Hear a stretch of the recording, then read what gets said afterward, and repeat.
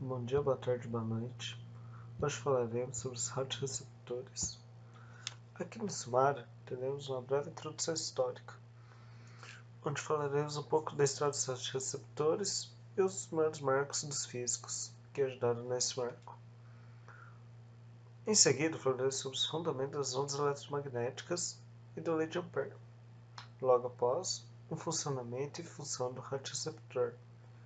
Depois falaremos sobre a aplicação e o rádio galena, que seria o exemplo.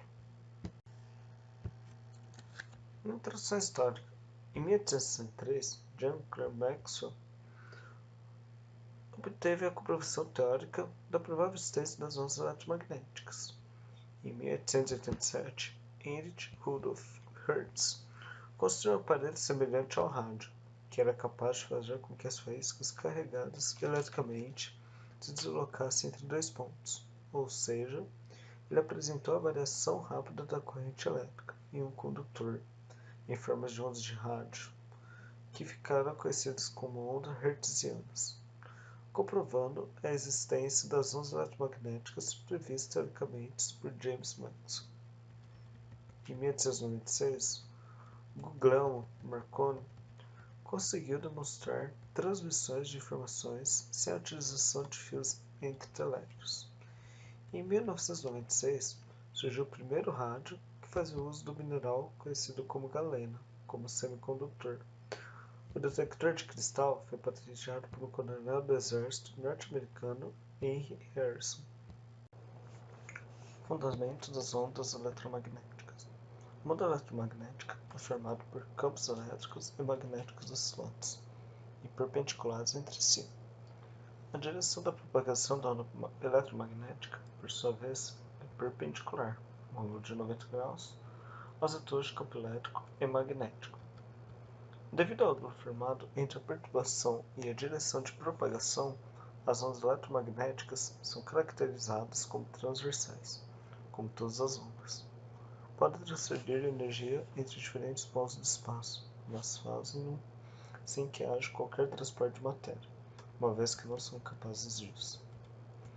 Existe uma relação entre o módulo de B e E dada por E igual a CB, onde C é igual a 3 vezes 10 oitava metros por segundo, sendo C a velocidade de propagação da onda eletromagnética no vácuo.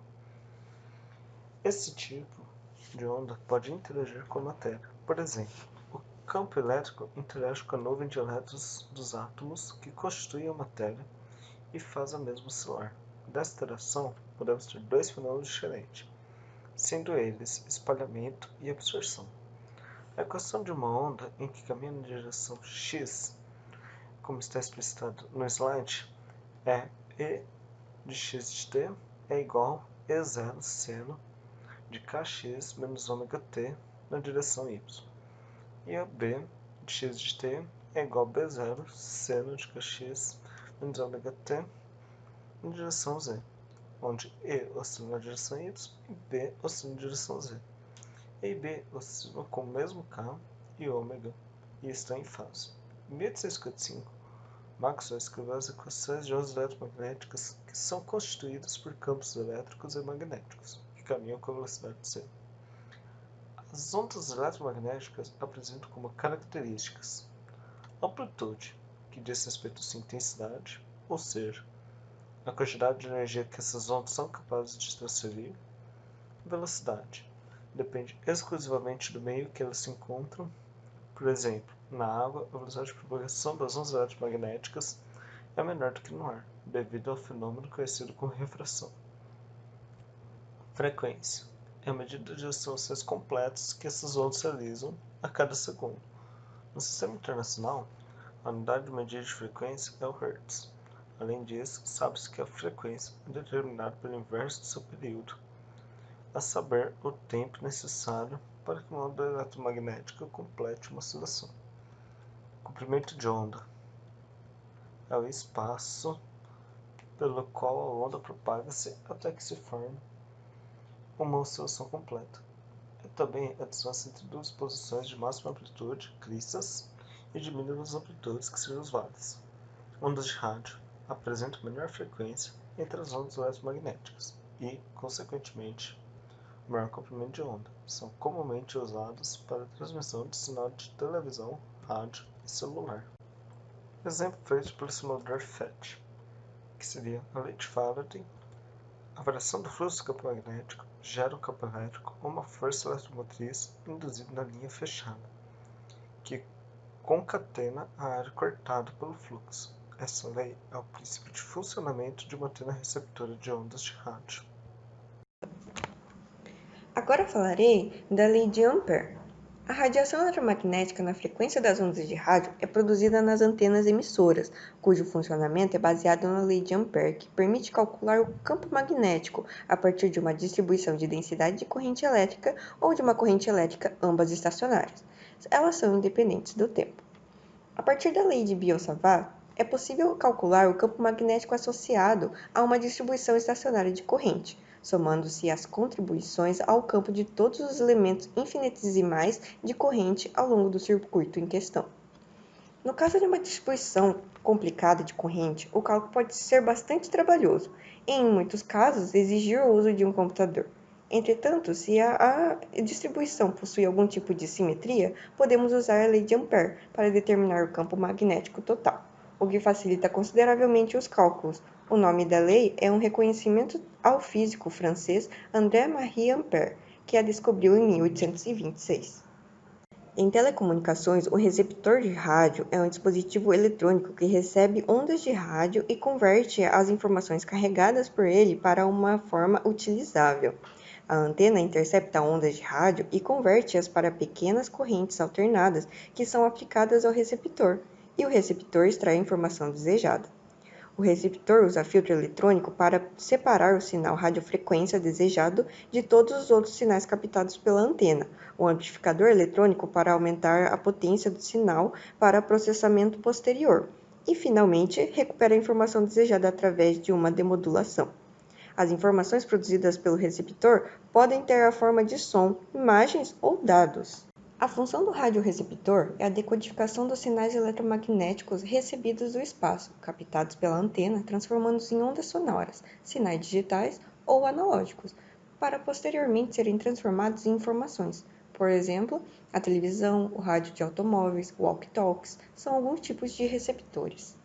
O equipamento é conectado a uma antena receptora, um indutor ou bobina e uma chave seletora para sintonização, que conecta a um diodo para detecção, um alto-falante para a reprodução de som e, por fim, um fio terra, que é o polo negativo do circuito.